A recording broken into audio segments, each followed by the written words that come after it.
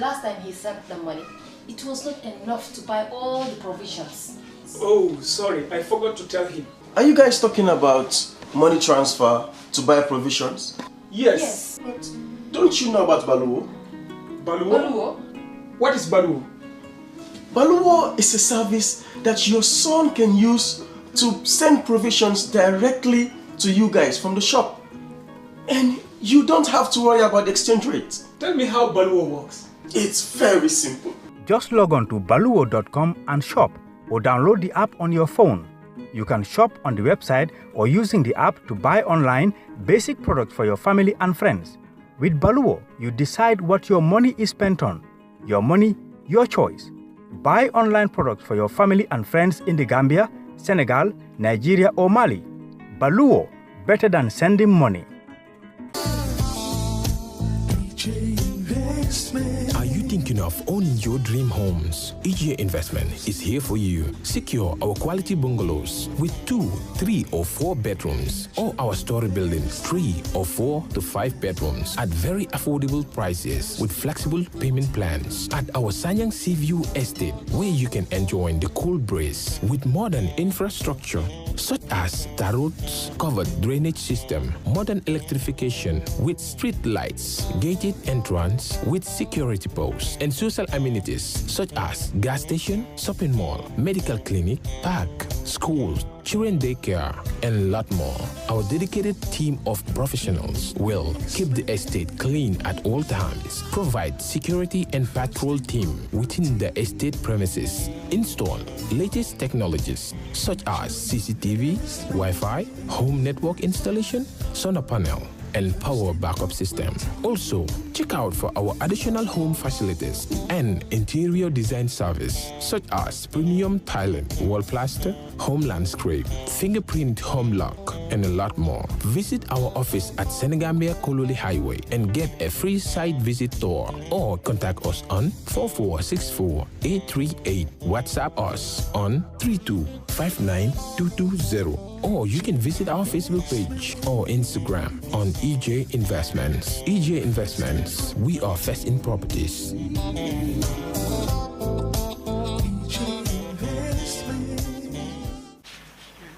Good afternoon, ladies and gentlemen, here the press. This is Meet the Press.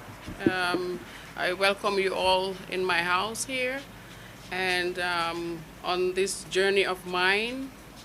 Today, I take this as an opportunity to speak to my Gambian women and youths, and also Gambia as a whole, and Gambians all over the world, to announce my aspiring presidential candidacy. This is a journey for me and for all women of Gambia. This is a journey for the youths of the Gambia, because I stand for them. I represent the women of Gambia, and I'm representing the youths of the Gambia for a better change. We call it the Vision 2021. We call it the revolution of change for all the women and youths of the Gambia. I'm not going to be long. I'm just doing this as an introduction and as an announcement.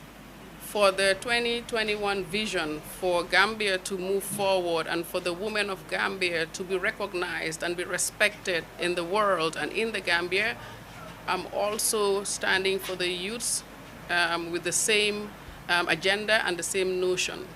On that note, we are going to work on 10 cardinal pillars on ways and the know-how to move Gambia forward for the next 10 years. We are going to work, like I said, on the 10 cardinal pillars, which are the economy of the country, education, medical health, women empowerment, the youth empowerment, which is women and youth empowerment,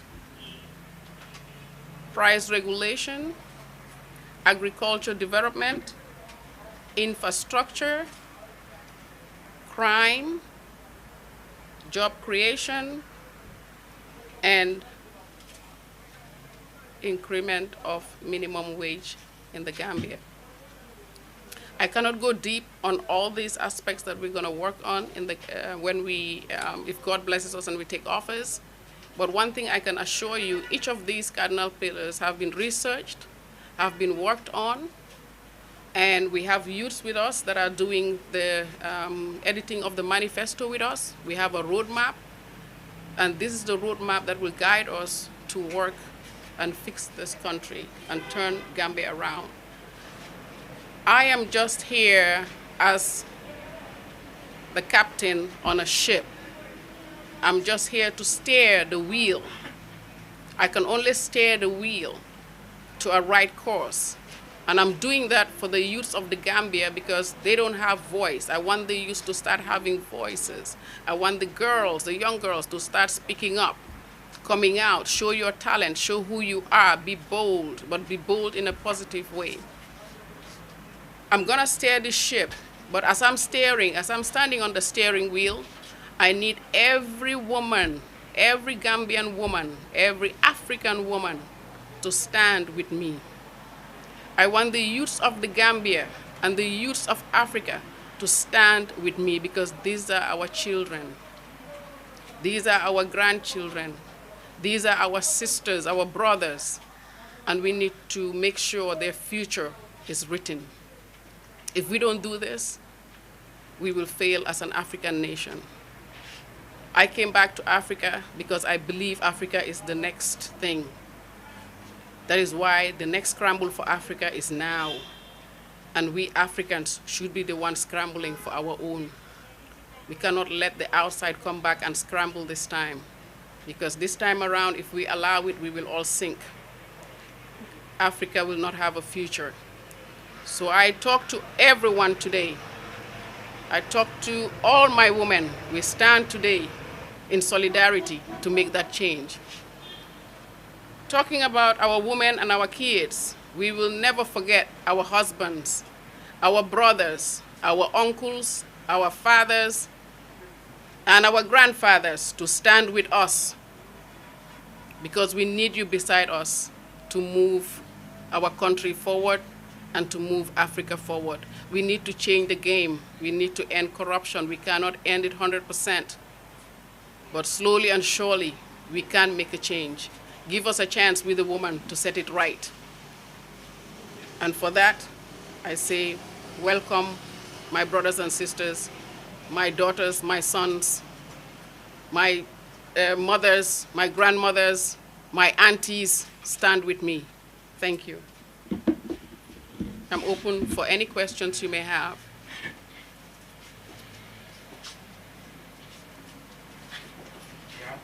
Thank you very much for your delivery. For the benefit of most of the people who are not in this country and want to know you more, can you tell us more about yourself? We know you to be a good entrepreneur and you do some other things. We'd like to know more about you. Well, it depends what you want to know about me. I've done a lot of things in my lifetime.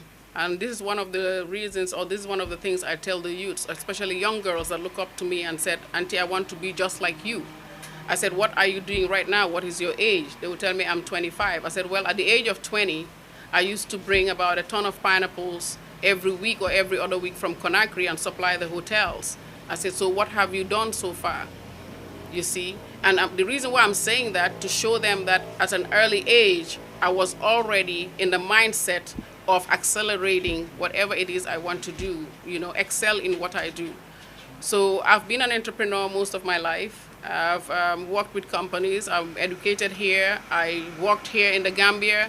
I tell people Europe didn't make me, America didn't make me. It is Gambia that made me. Gambia has wealth, and our youth have to understand that. That way you will not have to go outside to seek something that is not.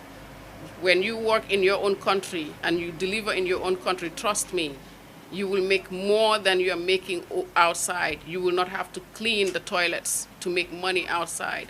You will have to be in your own country and do better.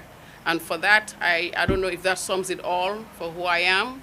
Like I said, I'm Gambian born, raised, worked here prior to living here, living the country. And I only left because my ex doesn't live here. He lived in Europe. But people that know me know that it is Gambia that made me. All right. my name is Nomori Yao, and I work for the foreign newspaper. Yes. I mean, the question that I have is like, the US 2021 president election is getting momentum. I mean, and you are just coming as an experienced independent candidate towards 2021 election. Are you hoping to form an alliance or to join a political party? Are you open to that? Like I said yesterday, I had an interview with one of the networks, which is the Gambia Talent Network, and I did emphasize that I am not looking to go. That means I'm not looking to go and join. I'm looking for them to endorse me. The reason why I say that is because I feel if they endorse me and I'm standing independent, I can break that barrier of political divide. What strategy do you have in place? What do you mean, what strategy do I have in place? If you are elected, I mean, if they give you support and you are elected, I mean, and if they give you, if all political parties give you support and they allow you to lead, how will you transform this country? Well, I cannot do it alone. Anyone that tells you they can do it alone is a lie. That is one of the reasons I'm calling on all the political parties to stand with me so we can all work together. In that office, we are only less than 2 million inhabitants. Trust me, we all have a place there to work as a team so that this nation can go forward. All these plans, all these 10 cardinal pillars I mentioned to you can be implemented. Some of them are already on ground. It's just to enhance them.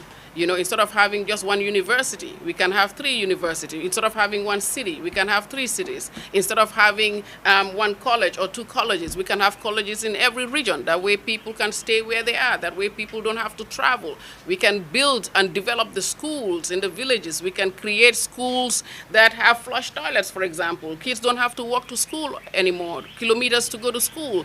Kids can stay right there, have a bus or transportation to go to school.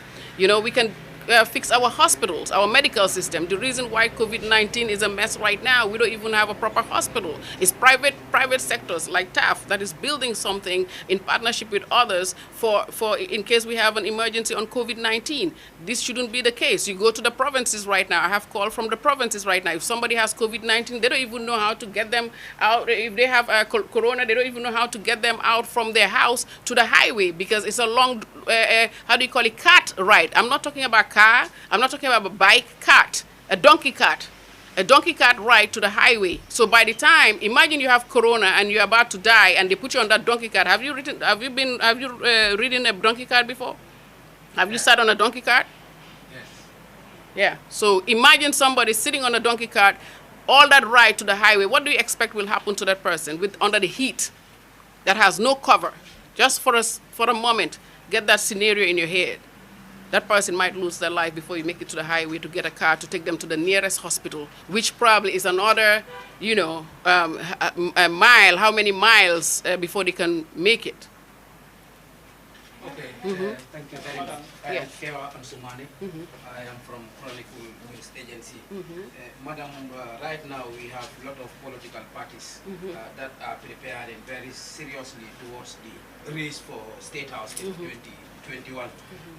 And the fact that you did not register or you didn't have a registered political party, you want to bank on the support of the existing political parties. How optimistic are you that these political parties will give you their full backing? The other thing that I wanted to add there is women, you know, has been stereotyped when it comes to domestic politics here.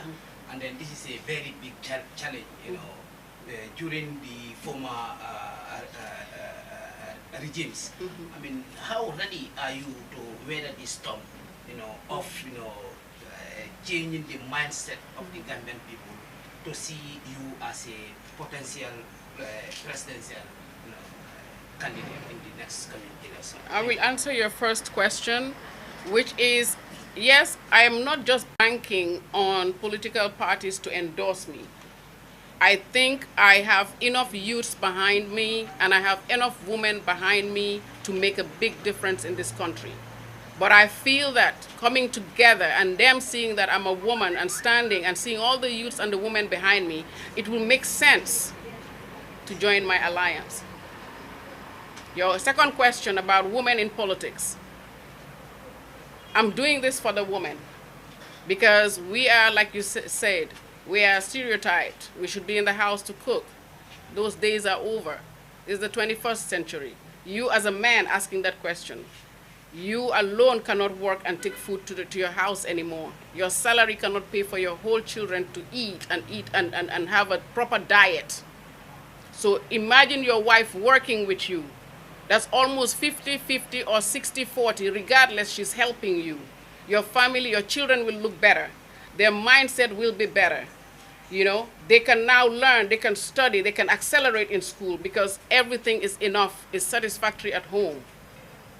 The generations are changing. The young women are changing. I'm looking around here. How many journalists are here that are female? Young women, young female. You know, in the old days, even journalism was just for men. And it has changed. And we need to move with that. Gambia has to come out of this mediocrity and out of all this, oh, this is what we know. The moment you put yourself in that hole, you can never get out of that box. We need to get out of that box and start looking at neighbors. Look at neighboring Senegal. I remember when Senegalese used to come here to buy, to party, to eat, everything was done from Gambia. And now we are traveling there to even get our medical. We are traveling there for everything that we need because it is not here. Over 50-something years, it's getting worse. It's going backwards. And I think it is time for us women to stand up and help our men. Because when you have a problem, the first person you will go to is your mother. She might not be able to tell you anything or advise you, but one thing she can do is comfort you where you begin to feel like a man again and go out there and try again. So I think it is time we help you to stand up again as men and then put you back out there. I am Jana Yes. from Gambian Talent TV. Yes. Who is funding your campaign? And secondly, sometimes Gambian politics can be very funny, the way they brand each other. So are you ready? Because that is believed to have some impact in the person, this kind of name you are called sometimes. So how ready are you to accept that life? How ready are you? How prepared are you to live that life of criticism and being called all sorts of names? Thank you. Thank God I've been, like I said before, I've been modeling. When you're doing modeling or you're sitting somewhere and they're putting makeup, you have a crowd around you. So I have zero problems, you know, with that. I have people who will talk negative about you. I have people who will say positive about you. You just have to develop a thick skin. I tell people, if you know Chicago, I'm from Chicago. You know, and we from Chicago in the business arena in Chicago, trust me, there are sharks out there. You have business tycoons that they don't have time to say even hello, how are you? Apart from hi, they sit down. It's either you brokered the deal or you don't have anything to say. So I come from that thickness, you know, and traveling all over the world, I've been stereotyped, but I don't look at that. My ex used to say, may his soul rest in peace, that anyone that looks down on you is because they are being looked down upon. And with that in my mind, I have been going like that, and that is what I want to inspire everybody here today. Anybody that talks down on you or looks down on you is because they themselves are being looked down upon. So I am ready. Well, every campaign, even all over the world, when you look at campaign, it is not yourself that funds your campaign. People that believe in you, people that trust you or see your aspiration and your boldness and your confidence, they will come out and they will support you. Yes, we have our little coffer, our little change, but I know for sure we will get endorsements everywhere. My name is Kamara from the Fatu Network. I have a question. I think I have like 3 questions. The other question, my question is, as an aspiring leader, do you have an inside knowledge of the debt level of this country? And then, what is your take on that? My other question is, what is your take on homosexuality? The other thing is, can you give a concrete example of, from your past on how you have contributed to the development of this country? And the other one is, you talked about... That's 4. You said 3 questions. Okay, it's going to be on 3. One. Because you talked about being there, like wanting to be there for the youth and all that. So what is your plan to address the root cause of youth migration in this country? Thank you. Okay, your first question was... About the debt. Okay. I've been, like I said, I grew up in the Gambia, I lived in the Gambia, I stayed in the Gambia, and I made business in the Gambia. So, that was in the Jawara regime to the former President Yahya Jammeh regime. So I've seen the Gambia where it was and where it went and where it is still going. And I've been on ground since 2013. And I've seen what has been going on as far as culture, as far as our youth, as far as behavior, as far as government behavior to the people. And I think I have a big knowledge of the root of our problem. This is one of the reasons I can do what I am doing today, because I am here and I see. No one can tell me what I don't know. No one can call me and say, are you in Gambia? You see what is happening? I am here. I've been here. If I travel, it's for a month or 2 months, then I come back, because I don't want to miss anything. Because through that is what I can build off of. If I was not here, I cannot build off of that. I have to see to be able to build. Now, the next question was homosexuality. Homosexuality has become the most touching topic or sensitive topic in our society. And it will be because of our cultures and our values. And on that note, I also want to flip on the other side and tell you about actuality of what is really happening in our society today. Gambia has tourism. We live off of tourism. We have zero idea what kind of tourists are coming into our country. We have zero ideas of who and who is not a pedophile. We have our children, our little boys, out there in the Senegambia Strip, outside by the beach, going out with tourists. You don't know what they're going to do with them. All we know, they am hari to tubab. But you don't know tomorrow. We're going to have what we have now is corona pandemic. I don't pray it for Gambia, but in the next 20 years, you're going to see another pandemic. And that pandemic is an ugly one. So we have to decide to start sensitizing people of what it is, because sometimes abuse in the house can turn somebody from a regular guy to a homosexual. At the end of the day, I look at everyone as a human being, as a boy and a girl. Our girls are being raped. We have one of our renowned lady, and she said she's a bisexual, and we're all surprised. We will be surprised when they go out to Europe and they come out. And then we are ashamed that, oh, they're Gambians. But we shouldn't be. We should embrace them, because at the end of the day, that's your brother. That's your sister. You don't know why they went there. You don't know what happened.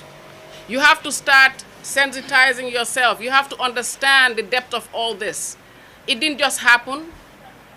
You didn't just wake up and say, I'm a homosexual. No. Get to the root of the problem. We need to create situations where we can talk to people and sensitize them so that they will understand. When you have a friend that comes from abroad, that is not a friend. You don't know what that friend is doing with your kids. And all comes because of poverty and accepting handouts. When somebody is giving you something, trust me, they want something back. And we have our zero system to monitor this. Anywhere in the world, they have the records of the pedophiles. Anywhere in the world, it is there. But we don't have the technology to tap into that, so that when they arrive at our airport, when you scan their passport, automatically there's a red flag. So this is not an issue of do we accept or we don't. Because we do have guys who came out and said they are. They have families. They're a brother of somebody. This is a sister of somebody. Get to the root of the problem before you start judging. Get to the root of the problem before we cast aside. Get to the root of the problem, why this girl is a prostitute. Why? Get to the why, and then talk about the how to fix it. That is what I believe in. The other question, sorry. The other question is, can you give a concrete example of where you have contributed to the development of this country from your past? And the other one is, what is your plan to address the root cause of youth migration? Well, in the past, like I said, we worked for a company, or I was part of a company called the Luis Diaz de Lusada. My ex was there. We did a lot of contribution on his behalf here in the country. I myself have contributed in helping a lot of people. I cannot, of course, sit here and talk about it. And I have contributed in the economy in the sense that I was a businesswoman. I was supplying, of course, I was selling, I was making money. But through that also, I could help in my little capacity on people, on general, general populace. I was young then, so the only thing I can do is helping individuals and people and stuff like that and families. Now coming back, I decided to do it on a bigger scale. You know, like I said, I tried to do modeling, and then I realized Gambia is not ready even for the modeling industry. The girls are not ready. I sensitized them. I talked to them. I created a platform called the Miss Senegambia platform. It's a pageantry, but it's a sensitized. It's a how do you call it? It's a reality type show where girls will learn about ethics, where girls will learn a lot of things about how to comport themselves, how to be able to, you know, get into the international market without, how do you call it, prostituting themselves, and be also responsible and taking account of being accountable for what you do. In that aspect as well, I did wrestling matches for the young guys. You're talking about back way, why they're going back way, and what I think about back way. Yes, our boys will go back way because, I mean, look around you. You know, there's nothing on the table. There's no platform. They have not created, there's no platform. You come back even from back where you're lost. Apart from the stipend they gave you, what else? You know, there's a lot of issues, and we have to create the foundation here. That is why I created the wrestling match, because not every guy can go into a forum or a seminar to listen before they give them something for, you know, for them not to go to back way. Some of them cannot even read the word forum or seminar. So you, who are the masses? I go to the masses. Some of them have talent, like a wrestling talent. And I created a platform for them to showcase their talent because they work hard for it. They're resilient. They're very disciplined. You'll be surprised how wrestling is so disciplined because you have to learn moves and ways to, how do you call it, to conquer your opponent. So these are things that I've done. I've also empowered some villages here that I go, individuals, again, families. I've worked with young people. For example, there's one right here.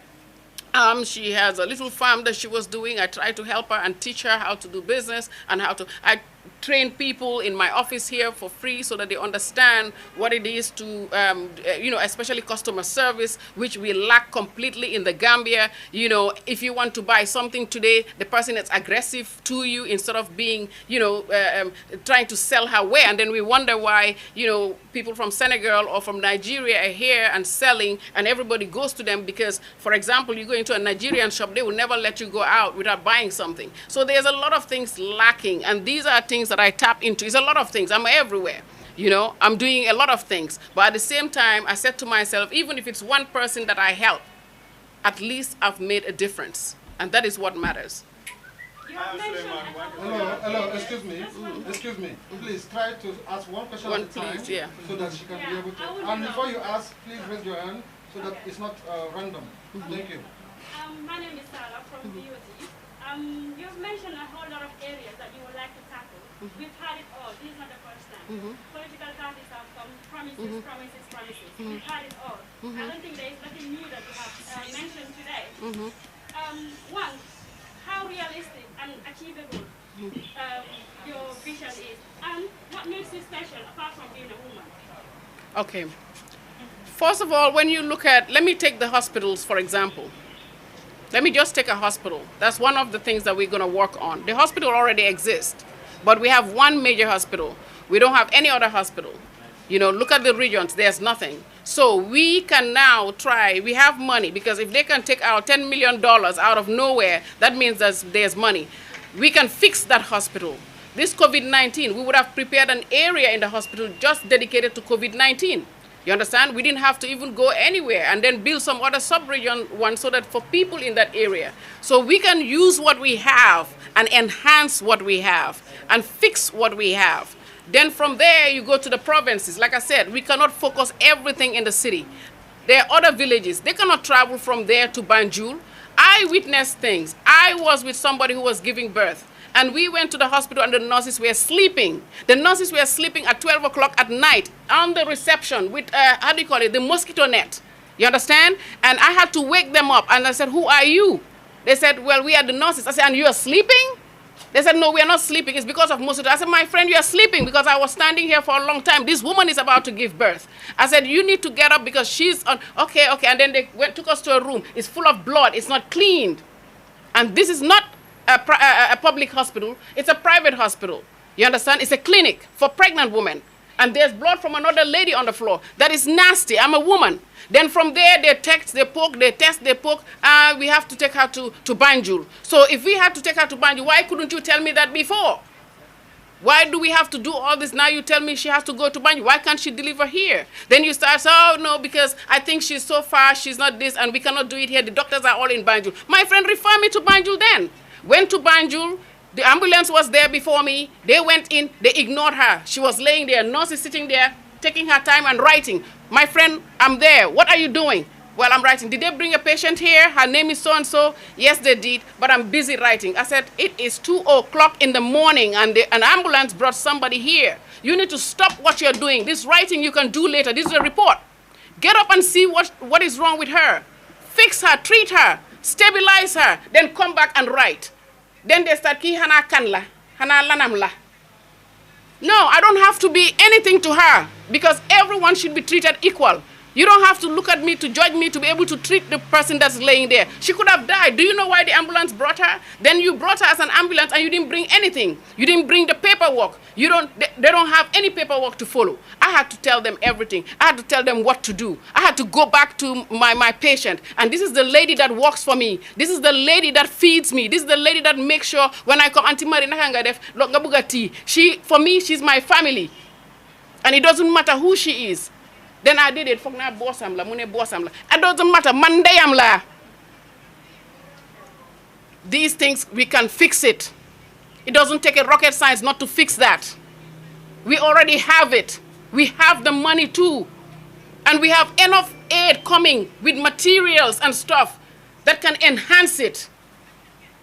So it's not about whether I can do it or not. It's common sense. It's there. Then you talk about what again? Women. Because I'm a woman, I can do it. I'm special. You know what is on ground from Jawara regime to now. People, maybe you don't know me because you're young. But your parents or grandparents know me. I'm not from today. This is why I can stand, because I know what is on ground. Yeah, a lot of people are watching. They don't know who you are. Yes, I am Marisok. My name is Anthony Descamara from Cape Mm-hmm. You are the second female aspirant we've seen for the presidential election after Dr. Asentu, the current vice president of the country. We know politicians will come with their promises, like he said, they will promise to build bridges when there is no river. We've seen when Dr. Asentu was promised, he also promised to build the Gambian economy, to strengthen the health sector. And now, if the governments come calling for your assistance, I mean the current government, are you ready to work with them to synchronize your ideas with theirs to develop it? This is one of the reasons we have it on our manifesto, because we feel this is not about the presidency. This is not about going to State House. I lived all my life in a house like a State House. It's not about that. It's about how we can fix this country. And yes, if they want to work and they walk through with these cardinal pillars and this stuff, then yes, we can work together, because if we say we are working to take this Gambia forward, then we all should be able to do that together. Now, when 3 years Jotna came, nobody touched them. Government didn't touch them. You didn't touch them. Journalists didn't touch them. I touched them with a few of my people, with a few of my team, and we make it happen, and we spoke to them. If I can do that, and everybody was scared to do that, then you know I can do even more than that, because at that point, everybody thought the Gambia was going in flames. People were running away. Everybody was running away. The tourists, nobody came, but we touched it. My name is Fatou Samba, and I work for the Gambian Talents TV. My question I want to ask in Wolof. Ñu bari ñu ne da nga dugg ci politique bi pour buzz. Dugaloo ci politique bi pour defar dëkk bi, waaye da nga bëgg a dugg rek ci politique parce que xam nga ne doomin, parce que fii dëkk bi góor jigéen mënu fee jël réew mi. Yow nag nga bëgg a ñëw toog, ñeneen yi nag yaa ngi ut buzz, li bëgg a xam rek lan mooy ci sa tontu. Waaw, xam nga ñi ko wax xamuñ ma. Waaye su fekkee ne ndaw lañ, nañ dem ñu laay seen yaay yi ak seen papa yi man maay kan. Nañ laaj ndem si yàlla Saa Dawda yal na ko yàlla yërëm kilifa bu baax. I think I left my mark in Gambia. Man ñi ma xam bari nañ, waaye of course you guys are young, so xamu leen ma. Waaye ñi ma xam nañ ne bi ma am buzz du tey. So it's not about buzz. You understand? I've done everything I want to do in my life. I thank God for that. I thank God I have been who I want to be. I thank God I was a woman in Spain where the Spanish said, La morena más guapa en las Islas Canarias, meaning the most beautiful black woman in the Canary Islands. So that already is a buzz. So right now, it's not about buzz. I've passed that. I give it to you guys because you guys are coming up. My agenda is to make Gambia go forward because I've traveled, I've seen. I want this country to be like that. I want to be proud of my country. And I think we can do it. And women, like I said, will always be stereotyped. Right now, because I am a woman, they're going to say, let's see what she got. Let's see her paperwork. Let's make sure she got this. Let's make sure she got that. But we are all forgetting when all these other presidents that are male that we are going in, nobody scrutinized them. But, hey, I will take the beating because I'm a mother.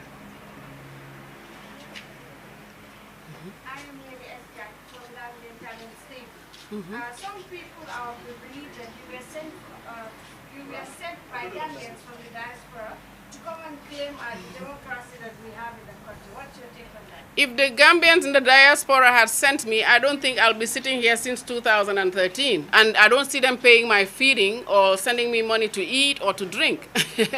Most of them, when I was even in America, I didn't know them. I only knew a few. One of them was my accountant. You know, and he's a Gambian. I came to learn he's a Gambian, so I worked with him because I felt, hey, this is my brother. I have to work with him and patronize him. You know, so some of them, there's a funeral I went in Chicago, and I came to realize that his family, I didn't even know. But it's through my accountant I knew them. So no Gambian in the diaspora has sent me. We need to stop banishing the diasporans, because I swear, even right now at COVID-19, I know a lot of diasporans who are working so hard and sending money back home. You understand? These are your brothers, these are your sisters, and they care for the country. They all want to come home one day, but they all want to come home to a home that they know they're part of. No one's paying my bills. You understand? No one sent me. But like I said, all this will come up. I had even somebody said, oh, I know this woman. I used to see her whenever I come to Europe. I go and visit her. She was living in one tiny house in Bartes. My friend, I've been gone for over 25 years. And who did you visit? Are you sure it was me? But these are the things I'm talking about. And let us embrace our diasporan brothers and sisters, because they are your brother and sister. We are all one. I am Suleiman. Let her finish. We want to know what's your take on the draft constitution. Well, like I said, it's a draft constitution right now. That's why it's called a draft. Let's see the final, what comes out. There are things that are there which I think if a president can sit for 2 terms, I think that is great, because that is an international, you know, everybody recognizes that. And we're talking about the diaspora again, you know, dual citizenship and all that, and I think they should be included.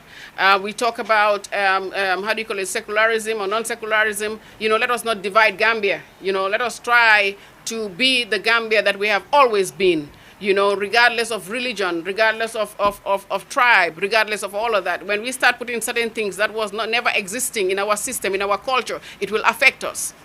It will affect us, because now we're beginning to separate things or until the draft is final.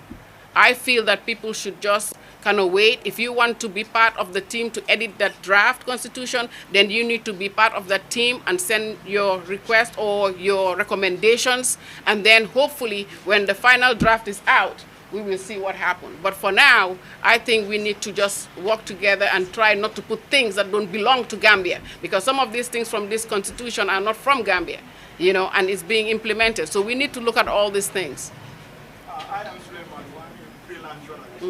The Gambia has been highly polarized, extremely divided by tribe and politics. Almost every tribe is claiming to own a particular political party. And in your interview with Party Network, recently you said one of your principal concerns will be to unite Gambians. I would like you to tell Gambians how will you reunite the country. One of the things I said in all my interviews was to bring Gambia together. That is one of the reasons I call on the parties to endorse me, because I feel we need to stop separating ourselves with color. You know, when you live in Europe and you live in America, you're divided by color. You're black, you're white, you're this, you're that. And we come here in our own country where we are all black and we are now separated by colors. Because what? Because these are political ambitions. And they create this political divide to confuse you.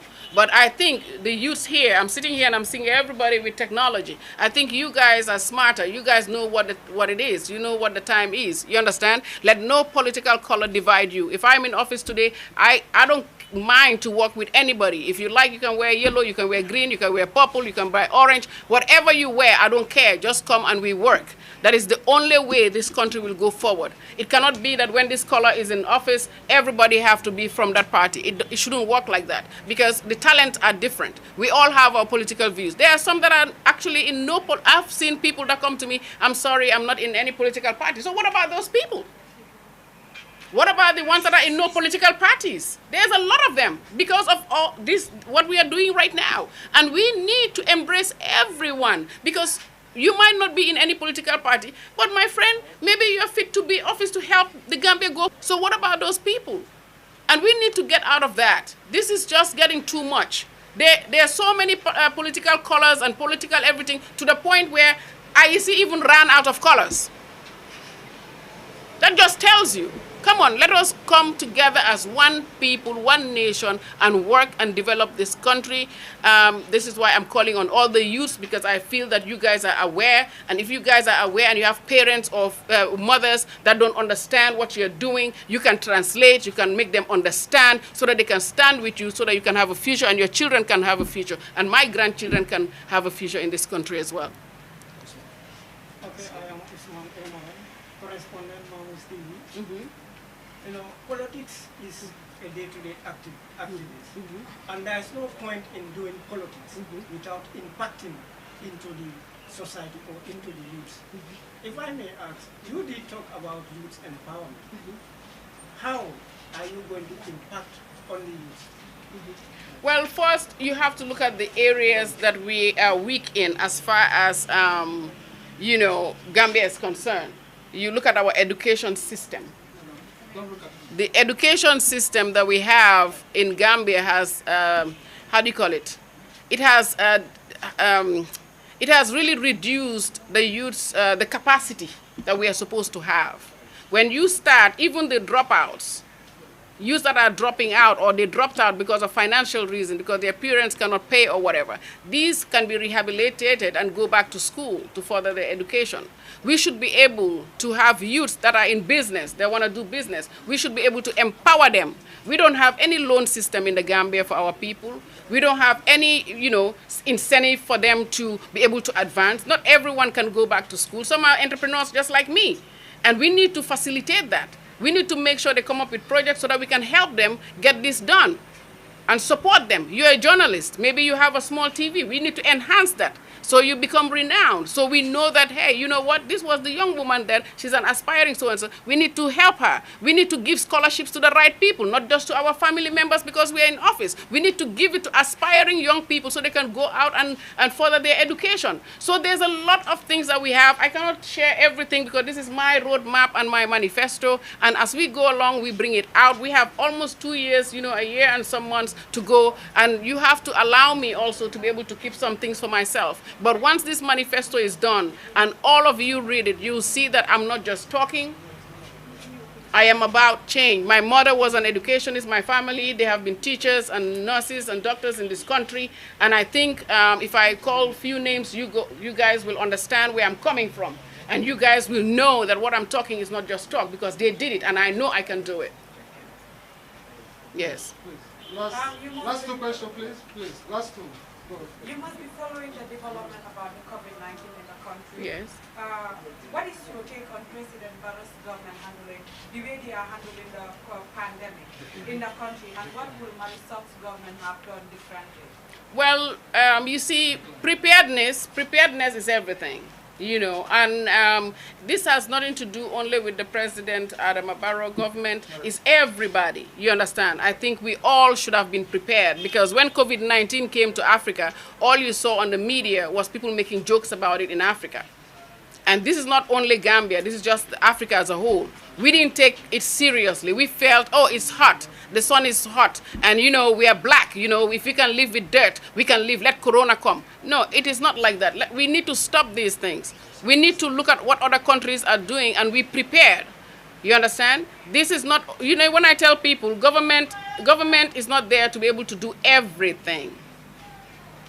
We the people are the government. And if you keep saying that you the people are the government, then you too have a responsibility in your society together. And then you help government. Once they see you doing, they will now say, ah, the people are doing, we too we have to even do more.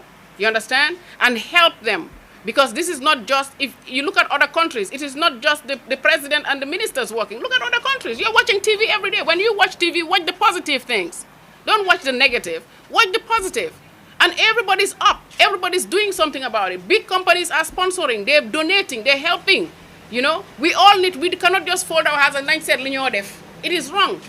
I cannot down, like I said, I'm not here to down anyone. I'm not here to down a sitting president, because we all have to give him his due respect, regardless whether he's doing or he's not doing. That is his respect. Kilifa denko may chiram, kilifa denko dolel, kilifa denko hamga, denko joh liko war. You understand? So voice, moy bes binga vote. Su fekene li mo def neexula, what he's doing, you don't want it, you don't like it, he didn't do well. You have the power in your voter's card. That is your power, that is your voice. All these insults and all, this is not your power. Your power is that paper. Some of them are talking, people are talking and negatively, but at the end of the day, they don't even have a voter's card, or they cannot even vote.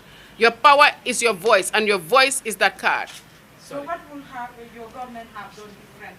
Well, like I said, we are always on the internet. We are with media. We are on the time. We know what is happening. We would prepare just like everybody else.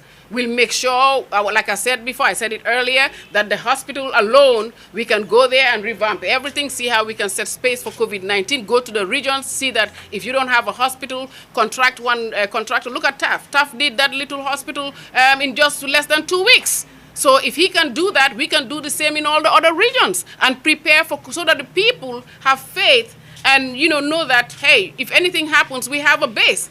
But there's absolutely none of that ready. So I would be prepared, because I like to always think ahead. Just like I said here before, I have plan A and I have plan B. In my life, I always have plan A and plan B, so I'm not caught off guard. Yes, please, I want to know whether she speaks Mandinka. No, she cannot speak Mandinka. No, you cannot say so. Sorry, Keva. Allow her. Yes. You cannot say so. I can speak a little Mandinka. Yes. Sumole abije. Kotanante abije. Ikebale. Ibamale. Last question, please. Last question. Yes. Last question. Is it from you? No. I said hello in Mandinka. That is Mandinka. What else do you want to ask? Okay, after her, last one, please. In Mandinka, because we have been. Say it. Some words I understand, but say it. If I don't understand, then we clarify it. So, assalamu alaikum. Felendi mbijang lafte enyini kala menna wala mnyindi ko afelendi different keda muso dime yana ko fitita na pour kan ni dabula banko la politiko malo ngune de sawarendi pour ka findi pour fana elo ye dabula nyo se yo ato me alon ko anyanta kala jar 2021 karte fa menya lo ko kala lafta ya fa mo. Okay. I might not be able to answer that in Mandingo. Yes, if you can try. No, I cannot answer that completely in Mandingo. I don't want to insult anybody. But I understood what you said. I'm doing it for the women, and I'm doing it for their children. Ning pour la domalem, dindingolem, pour musukebalem, ke manyulu, inkoto manyulu. This is for, all of them. And this is the time for all of them to come up, and they can stand for themselves as people. It's not about being a Mandingo. It's not about being a Wolof or a Jola and all that. This is about all of us coming together as one.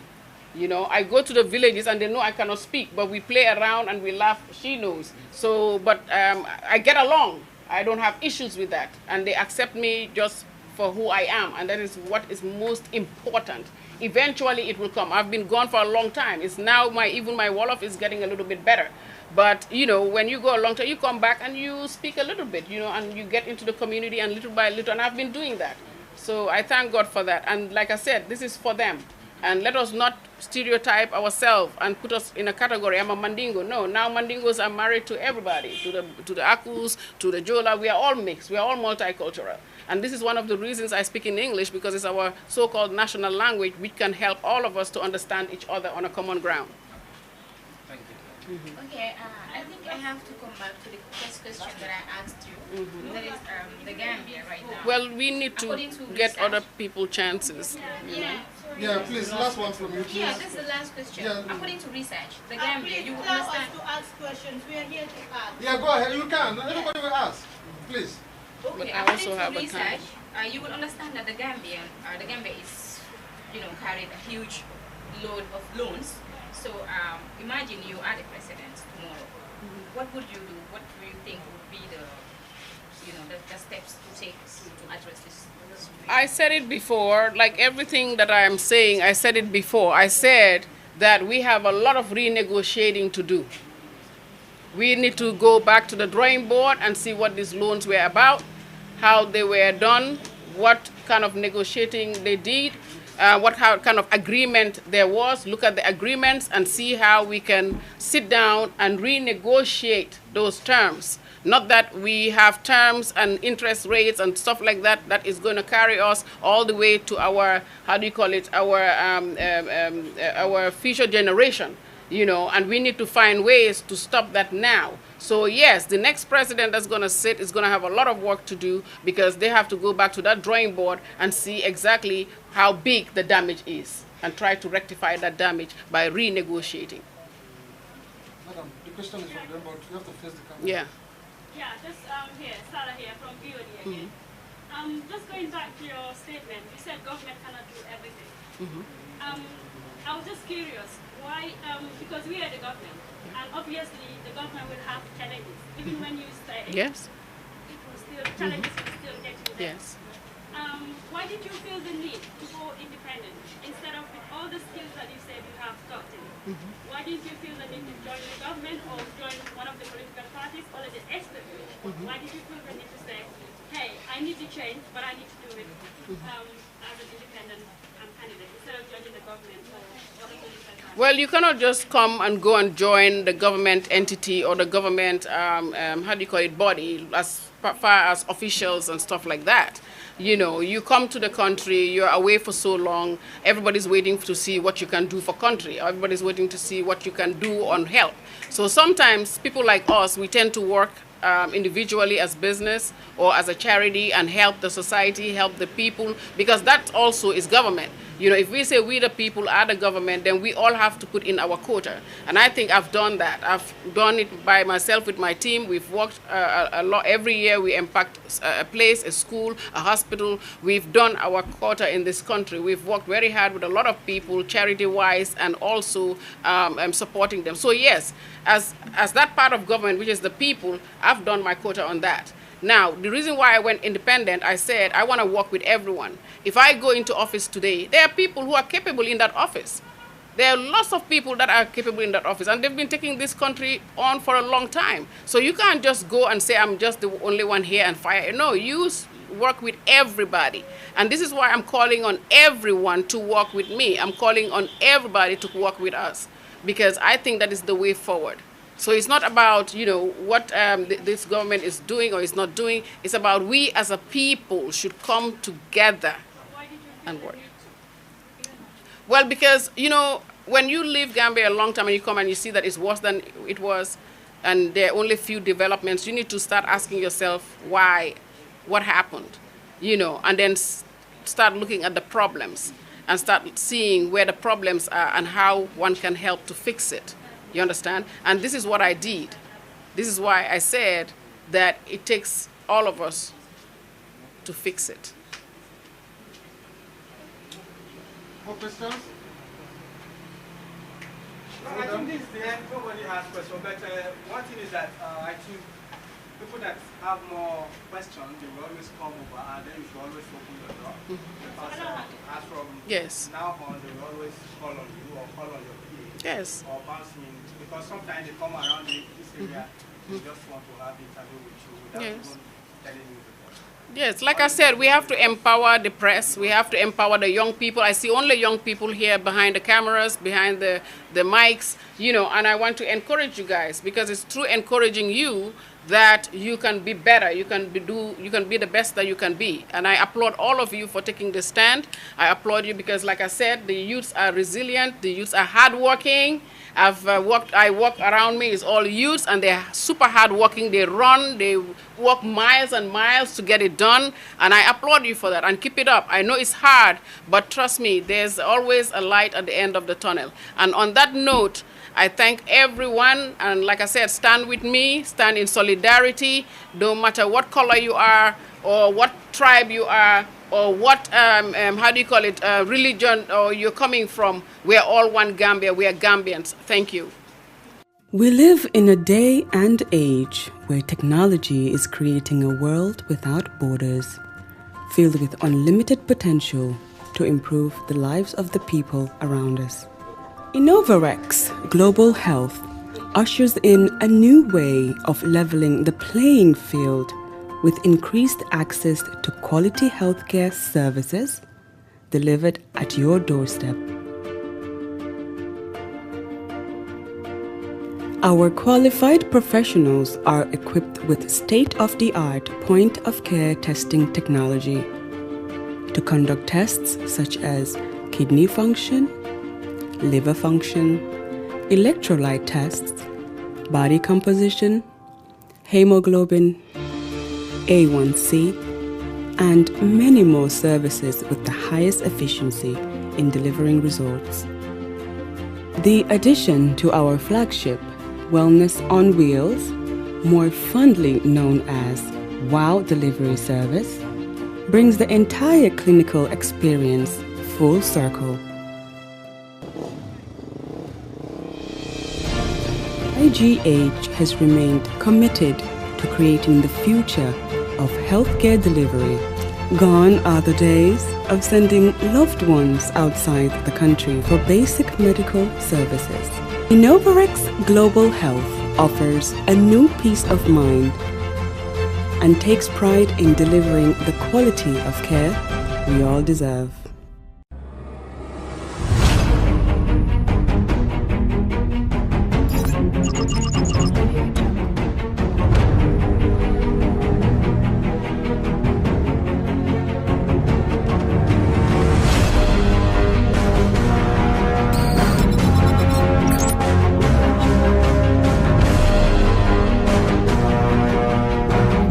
In communication, connectivity is everything. We ensure that the links never sleep.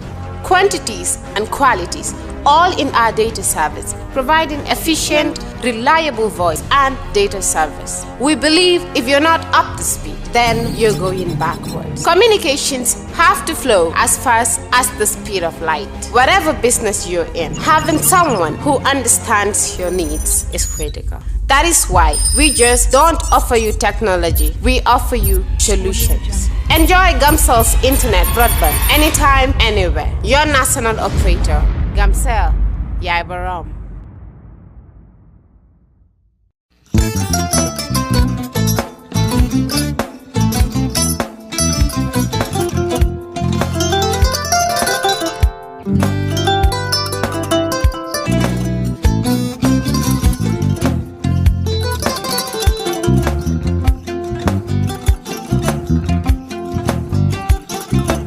Agada. Mbijano aganyani. Albaka. Mbaka important. Yo, nga transfer la story. Ya transfer la story. Ha, code nyingi. Okay. Code sana. Nsila ID soto. Ah, sa soto. Sorry. Agada. Mbijano bro. Albaka. Mbaka. Bara alla service o tariaka. Ah, mbare. Mo ki janna nun kunu bara tariaka. Ah, janno mi yona forest de bureau. Gambia tonkon na no mbali ya bere. Ha. Birim koyna fo kato. Bari si kodo kino kato nim fo bolong blabe to. 56 branches mola soto Gambia ja. Ha? Ha. Gambia kono ani Gambia bantala bankol. Nko kono kiya bele to. Kodo sifa fo falindiro fo nyaadi lafta même na kodi to poto nin kodi maraw. Jannom number 1 ti nyonta andum fana nata another enterprise sotale wolam nyindi ko domorol fana kol fana be firale le dadi man domorol ni fana beteata Gambia dawda yalo ngam fa kendol sotale je wo moyo diat apelenta baraka ni ma lafta nyelen kendol e bina yalo bu kanila ko la baraka ba yalo ndel ciosano lo baraka